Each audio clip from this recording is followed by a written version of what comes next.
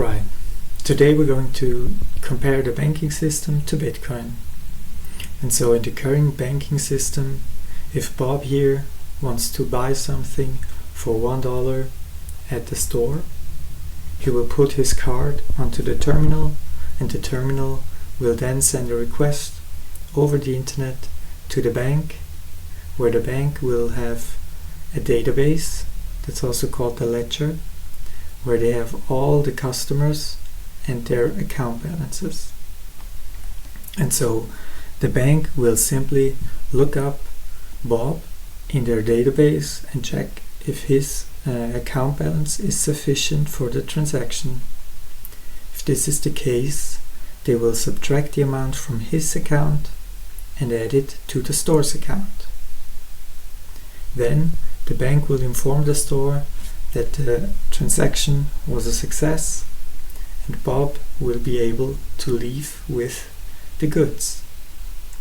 And so the key point here is that the bank is in charge of the ledger, and they are also in charge of processing transactions. Let's compare this to Bitcoin. In Bitcoin, everyone gets to download a copy of the ledger. This is also called the blockchain. And so everyone can keep track of all the transactions ever made, Bob as well as the store, as well as everyone on the network.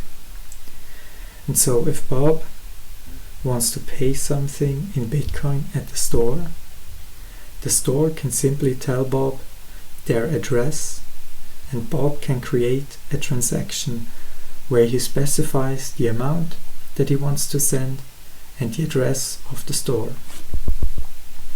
He will then broadcast the transaction, and everyone in the network can update their ledger with the newest transaction. And so let's look at it side by side. In the end, the two key differences between the banking system and Bitcoin are the following. First, you can either have a system where the bank is in charge of the ledger, or you can have a system where everyone is in charge of the ledger. And secondly, you can either have a system where the bank will decide if a transaction goes through, or you can have a system where nobody gets to decide if a transaction goes through.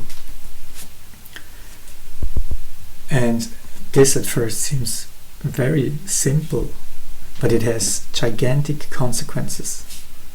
Because if you have a system where the bank decides if you get to open up an account and you're a woman in the wrong country, or if you have political beliefs that the government does not like, maybe you think abortion is a right, but society disagrees, or even just your local dictator, well, you might have a problem.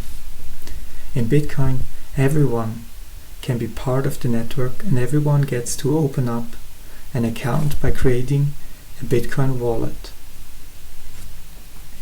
And in the banking system, even if you have an account, maybe you want to buy some medicinal cannabis. If the government doesn't think that cannabis is something people are allowed to buy, your transaction will not go through. In Bitcoin, no one can take away your right to transact with another person. And so in the end, it all boils down to this one thing. Bitcoin returns the power to the people. No one can prevent you from taking destiny into your own hand. No one can stop you from creating a Bitcoin wallet, and no one can take away your right to transact with someone else. The banks did not protect the people when France decided in 1994 to steal half of everyone's money by devaluing the CFA franc by 50%. No one can devalue your Bitcoin.